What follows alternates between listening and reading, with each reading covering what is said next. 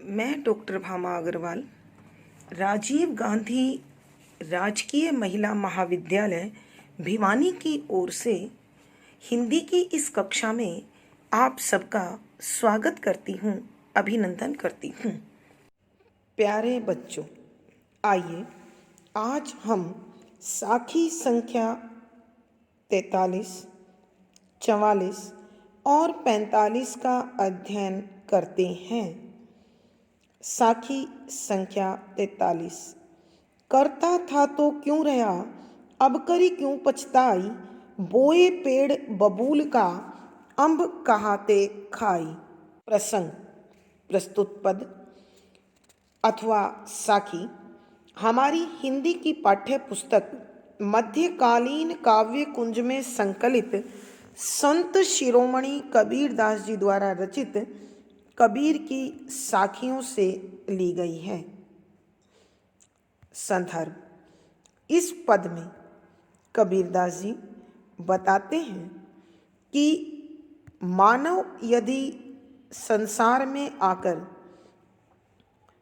बुरे कर्म करेगा तो उसका बुरा परिणाम भोगना पड़ेगा, और सद्कर्म करेगा तो निश्चित रूप से प्रभु की भक्ति को समर्पित होकर मोक्ष पालेगा। लेकिन यदि हमारे कर्म अच्छे ना हों तो प्रभु की भक्ति हमें नहीं मिलेगी। अंत समय में चाहे हम कितना भी पछताएं। तो कबीर मनुष्य को सन्मार्गी बनने का संदेश देते हुए कहते हैं कि व्याख्या। पहले बच्चों, शब्दों के अर्थ। करता था, कर रहा था, यानी जन्म लेने के बाद संसार में जीने की समझ जब आई तो तू अहंकार से युक्त होकर मनमानी करने लगा। तो क्यों, किस लिए, रहा, रहता रहा, यानी करता गया। अब इस समय, मृत्यु के समय, करी काम करने के बाद, दुष्कर्म करने के बाद क्यों, किस लिए पछताता है। बोए हैं, पेड़, बबूल कांटेदार झाड़ियाँ, अम्ब आम कहाँ से खाएगा। अब व्याख्या। कबीरदास जी मनुष्य से पूछते हैं कि हे मानव, जब तू करता था तो क्यों रहा, कि तू जानता था कि जो कर्म मैं कर रहा हूँ वो सद्कर्म नहीं है। स्वार्थ से भरे हुए, लालच से भरे हुए, मोह माया से भरे हुए दुष्कर्मों के मार्ग पर चलता रहा, अपने आप को उन्हें समर्पित किए रखा, तो अब तुझे पछताने से भी कुछ प्राप्त नहीं होगा। कहने का अभिप्राय है कि मनुष्य जैसे कर्म करता है उसे वैसा परिणाम अवश्य भोगना पड़ता है। तो समय निकलने के बाद चाहे मनुष्य कितना भी पछताए, कितना भी हाथ मले, गुजरा समय लौटकर नहीं आता है। तो कबीरदास जी एक सुप्रसिद्ध लोकोक्ति, कहावत, कथन, सुक्ति का सहारा लेकर ऐसे सोए हुए लोगों को, अलमस्त लोगों को जगाने की कोशिश करते हुए कहते हैं कि हे मनुष्य, तूने अपने जीवन भर बबूल के पेड़ बोए हैं, अब यदि तू आम पाना चाहे तो तुझे भला कैसे मिलेंगे, अर्थात तुझे आम प्राप्त नहीं हो सकते। वही बबूल के पेड़ के कांटे तुझे चुभते रहेंगे और घायल करते रहेंगे। अर्थात कबीर कहते हैं कि मानव समझ होने पर भी दुष्कर्मों का मार्ग नहीं छोड़ पाता है। परिणाम स्वरूप उसके जीवन में कष्ट और पीड़ा के कुछ और शेष नहीं बचता है। भावार्थ, कबीर के कहने का भाव यह है कि हे मानव, समय रहते सचेत हो, सन्मार्ग पर चल और सद्कर्म कर। मोक्ष, खुशी आनंद सब अपने आप तुझे प्राप्त होते चले जाएंगे। विशेष, यहाँ कबीर ने सत्कर्म करने की प्रेरणा दी है। संदुकड़ी भाषा है, शांत रस है, प्रसाद गुण है, दोहा छंद का सफल प्रयोग है, गेय शैली है, लकोक्ति का बड़ा सुंदर और सटीक प्रयोग है। प्यारे बच्चों, अलंकार देखिए। क्यों रहा प्रश्न अलंकार। काम करने के बाद हम पछताते हैं। स्वभावोक्ति अलंकार, संबोधन अलंकार, उदाहरण आदि अलंकारों का सुंदर सटीक प्रयोग हुआ है। साखी संख्या 44। पाहण केरा पूतला करी पूजे करतार, इही भरोसे जे रहे ते बूढ़े काली धार। प्रसंग पूर्ववत। संदर्भ, इस साखी में कबीर मूर्ति पूजा, धार्मिक आडंबरों पर आक्षेप कर रहे हैं।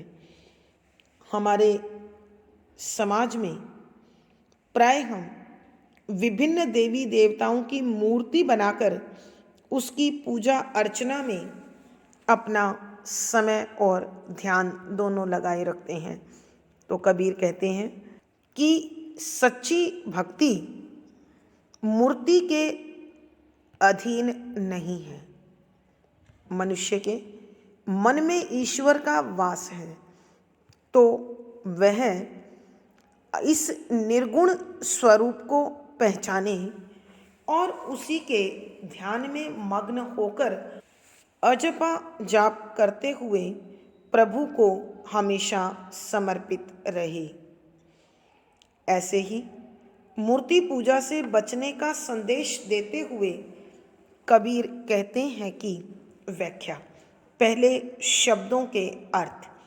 पाहण पत्थर, केरा का, पूतला मूर्ति, करी करके, पूजई पूजा, करतार भगवान, यही इसी के, भरोसे आलंबन सहारा, जे जो लोग रहते हैं ते वे लोग बूढ़े डूब जाते हैं काली धार की, भवसागर की काली धारा में, अर्थात पुनर्जन्म के चक्कर में।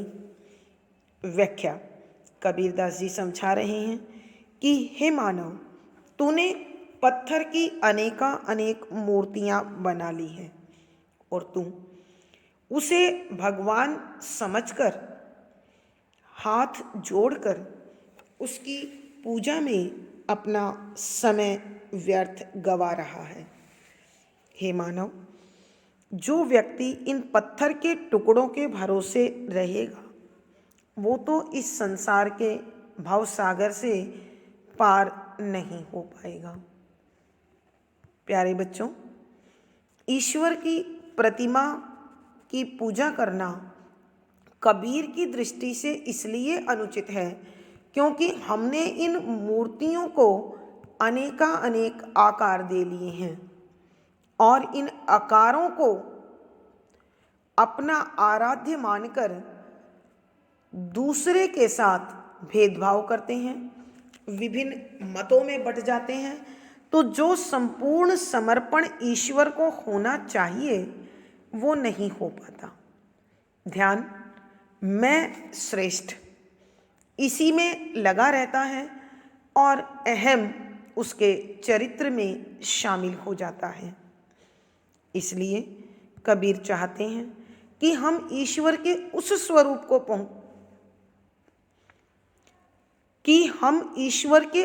स्वरूप को